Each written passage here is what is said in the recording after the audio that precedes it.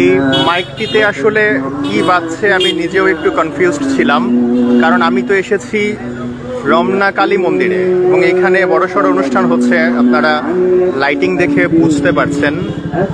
কিন্তু এই মাইকের ভাষা আমার ঠিক বোধগম্য হলো না। দাঁড়িয়ে দাঁড়িয়ে কিছুক্ষণ বোঝার চেষ্টা করলাম যে সনাতন ধর্মীয় কিছু বাজছে কিনা, পরে বুঝলাম যে না, তা হচ্ছে না, এখানে ইসলাম ধর্মীয় কিছু বাজছে। আমার মানে সরল মনের একটা প্রশ্ন যে এই মাইকগুলো মানে মন্দিরের পাশে কেন, এইখানে কেন এই মাইকটা লাগাতে হলো আমি ঠিক বুঝে উঠতে পারছি না। কারণ এটা তো মন্দির এরিয়া, আমি তো আশেপাশে কোনো মসজিদ দেখতে পাচ্ছি না, আশেপাশে আমি কোনো মাহফিলও দেখতে পাচ্ছি না। তাহলে এই মাইক কোথা থেকে আসলো?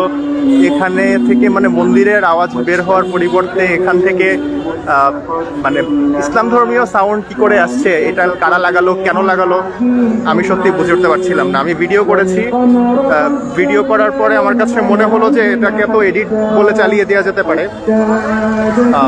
যে মিউজিকটা এডিট করে লাগিয়ে দিয়েছে। সেই কারণে আমি আসলে লাইভেই আসলাম। আমার আইডি থেকে আমি কখনো লাইভে আসি না। আপনারা একটু শোনেন তো আসলে এটা কি হচ্ছে মন্দিরের পাশে, কেন হচ্ছে।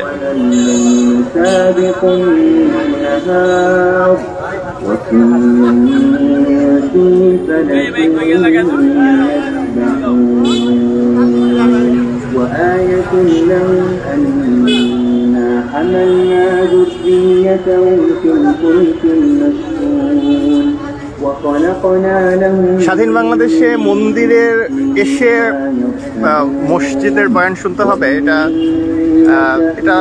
এটার পরে যদি আমার ধর্মীয় অনুভূতিতে আঘাত না লাগে তাহলে আসলে অন্য ধর্মের কারোর ধর্মীয় অনুভূতি বলে কিছু থাকতেই নেই, এটাই আমার বিশ্বাস। কারণ আমি বিশ্বাস করি না এই মাইকে যা বাজছে সেটা আসলে এইখানে লাগানোর কোনো কারণ আছে বলে আমার মনে হয় না। তার উপরে দেখতে পাচ্ছেন যে মন্দিরে অনুষ্ঠান চলছে। وما تأتيهم من آية من آيات ربهم إلا كانوا عنها معرضين وإذا قيل لهم أنفقوا مما رزقكم الله قال الذين كفروا